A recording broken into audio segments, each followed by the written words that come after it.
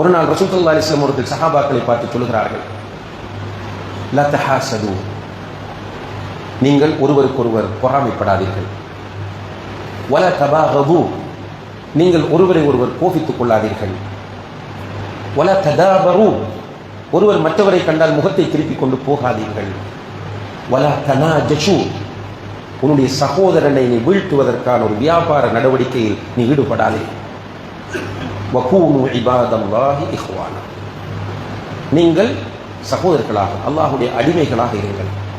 அல் Muslim அஹுல் முஸ்லிம், ஒரு முஸ்லிம் இன்னும் ஒரு முஸ்லிமுக்கு சகோதரன் ஆவான். லா யظ்லிமுஹு, லா யظ்லிமுஹு, தன்னுடைய சகோதர முஸ்லிமுக்கு அநீதி இழைக்க மாட்டான். வலா யஹ்கிருஹு, தன்னுடைய சகோதரன் முஸ்லிமை இழிவாக பார்க்க மாட்டான். வலா யஹ்துலுஹு, தன்னுடைய சகோதர முஸ்லிமுக்கு சதி செய்ய மாட்டான். இதை சொன்னாங்க, அத்தக்வா ஹாஹுனா, அத்தக்வா ஹாஹுனா, அத்தக்வா ஹாஹுனா, தக்வா இங்கே இருக்கிறது, இங்கே இருக்கிறது, இங்கே இருக்கிறது என்று தன்னுடைய கல்வை சுட்டி காட்டி விட்டு இந்த செய்தியை ரசூலுல்லாஹி அலைஹி வஸல்லம் சொல்றாங்க.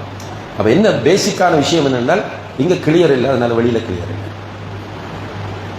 நம்ம ஒருவரை பகைக்கிறோம், பொறாமைப்படுகிறோம், இழிவுபடுத்துகிறோம், சரி செய்கிறோம் என்று சொன்னால் மீனிங் நம்முடைய உள்ளம் நோயோடு இருக்கிறது என்பதுதான் அர்த்தம். உள்ள நோயோடு இருந்தால் வெற்றியும் இல்லை.